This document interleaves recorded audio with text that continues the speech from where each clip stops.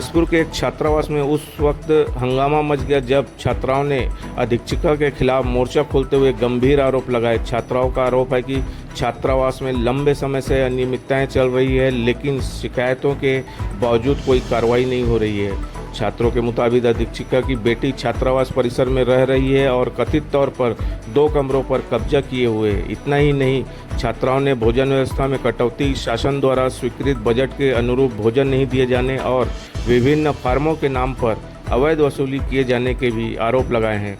आक्रोशित छात्राओं का कहना है कि वे अपनी शिकायत लेकर कलेक्टर कार्यालय तक पहुंची थी। वहां से मामला ट्राइबल विभाग को भेज दिया गया, लेकिन अब तक कोई ठोस कार्रवाई नहीं हुई।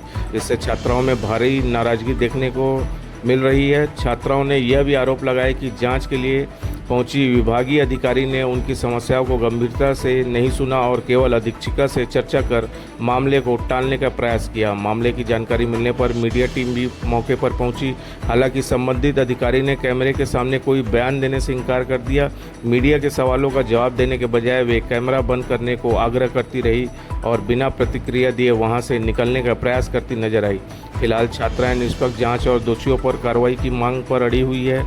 उनका कहना है कि जब तक उनकी शिकायतें और न्यायपूर्ण कार्रवाई नहीं होती, तब तक उनका विरोध जारी रहेगा।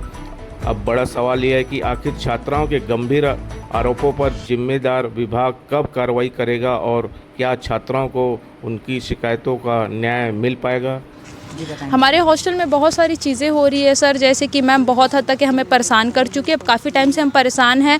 बहुत सारी चीज़ें हैं जो अपने मुद्दों को हमने कलेक्टर सर के सामने रखा था। उन्होंने हमें ट्राइबल डिपार्टमेंट भेजा। हम ट्राइबल डिपार्टमेंट भी गए हुए थे, लेकिन वहाँ पे कोई कार्रवाई भी नहीं हो रही है। जांच टीम में उन्होंने भेजा जरूर है। यहाँ पे जया मैडम आई हुई है जो कि अंदर में केवल और केवल अधीक्षिका से बात करें, हमसे कोई किसी भी प्रकार का कोई बातचीत नहीं हो रहा है। समस्या हो रही है? समस्याएं जैसे कि हमारा भोजन सहाय आता है 1200 रुपये, जिसमें कटौती करती है मैम, और उसका कोई चालान पेश नहीं करती है हमारे सामने। और फॉर्म जब आता है, नए फॉर्म लिए जाते हैं, उस फॉर्म को पैसे, न्यू एडमिशन में जो फॉर्म बढ़ता है उस फॉर्म के लिए भी वो 100 रुपये 200 रुपये उसका लेती है। अदर जिले वालों से 10,000 5,000 लेती है। यहाँ पे शासकीय कर्मचारी है, वो उनके घर काम करती है, हॉस्टल में कोई काम नहीं करता है। और उसकी बेटी यहाँ पे काफ़ी टाइम से रह रही है। 2-2 रूम को, 2-2 हॉल को सबको बुक करके रखे हुए है। सारे कर्मचारी उनके घर जाते हैं। यहाँ पे ना बेड है, ऊपर से यहाँ इतनी गर्मी होने के बावजूद यहाँ पे पंखे नहीं है, लाइब्रेरी की कोई सुविधा नहीं है। यहाँ पे गवर्नमेंट ने काफ़ी सारे बुक्स वगैरह भी प्रोवाइड किए हुए हैं जो अलमारी में बंद है, हमको नहीं दिया जाता है। आज दूंगी कल दूंगी बस इतना ही कहा जाता है। मैम को कॉल लगाओ तो बहुत बदतमीजी से बात करती है, हम लोग को बेजात औरत, इस टाइप का उनका वर्ड्स रहता है। और दूसरी चीज़, बच्चों के बीच में फूट पैदा करती है, उसको उसका बुराई करती है, उससे उसका बुराई करती है।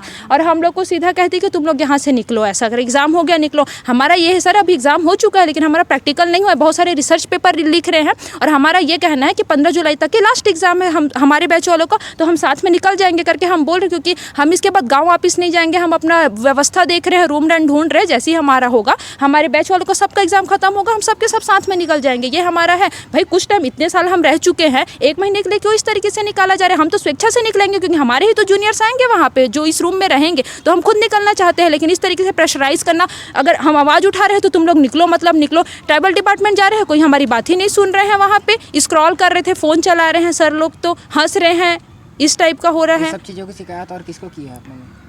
कलेक्टर सर को कर चुके हैं हम। क्या जवाब मिला वहाँ से? वो डायरेक्ट ट्राइबल डिपार्टमेंट में भेज दिए और वहाँ पे जांच टीम आएगी, वहाँ चेक करेगी, उसके हिसाब से कार्रवाई होगी। लेकिन जांच टीम आई ज़रूर है, मैडम आई हुई है, लेकिन वो हमसे बात नहीं कर रही है, वो अधीक्षिका मैडम से बात कर रही है। मांग क्या है? मुख्य मांग है स्थानांतरण, क्योंकि देखिए सर यहाँ पे बहुत सारे हॉस्टल है, सारे के सारे शासकीय हॉस्टल है, चाहे वो यूजी हो, पीजी हो, कमला नेहरू, और सारे के सारे हॉस्टल में वार्डन का ट्रांसफ़र हो चुका है। बस यही एक ऐसा हॉस्टल है जिसमें 30 साल होने वाला है और अभी तक के मैम का एक बार भी ट्रांसफ़र नहीं हुआ। सबसे बड़ी बात, बगल में उनका घर है, इस वजह से हॉस्टल में एक भी सामान नहीं है। आप हमारे हॉस्टल को भी देख सकते हैं, वहाँ पे ना हमारे पास ढंग से खाना बनाने के लिए बर्तन है, कुछ भी नहीं, वो सारा सामान उनके घर में है। टेबल चेयर वगैरह किसी चीज़ की भी कोई सुविधा नहीं है। इतना तो इतना बेड वेड की भी सुविधा नहीं, सारे सामान को मैडम बेच देती है बाहर में। हॉल में गर्मी करता है, वहाँ उस हॉल में हम लोग रहते हैं, यहाँ पे पंखे की भी सुविधा नहीं है सर। ऐसा रिपेयर पंखा है वो हर 4 दिन में ख़राब होता है, लेकिन उनकी बेटी के रूम का पंखा बहुत अच्छे से चलता है, वो 24/7 आवर्स चलता है। दूसरी चीज़, उसकी बेटी जो हॉल बुक करके रखी है उसमें एक बार भीषण आग लगा हुआ था, उसमें हम सब के सब बहुत ज़्यादा परेशान हुए थे। वो भी उनकी खुद की लापरवाही की वजह से उसमें आग लगा था। लेकिन इस बात को जब वो बोले कि कुछ मत बोले इस बात को लेकर के, हमने कुछ नहीं कहा था, हम शांत रहे थे उस टाइम तक के। लेकिन चीज़ें इतनी ज़्यादा आगे बढ़ चुकी है कि अब हम लोग बहुत त्रस्त हो चुके हैं सर, और हम लोग चाहते हैं उनके साथ कोई कार्रवाई मत हो, बस उनका ट्रांसफ़र हो भाई, हमारा बस ये मांग है यहाँ पर।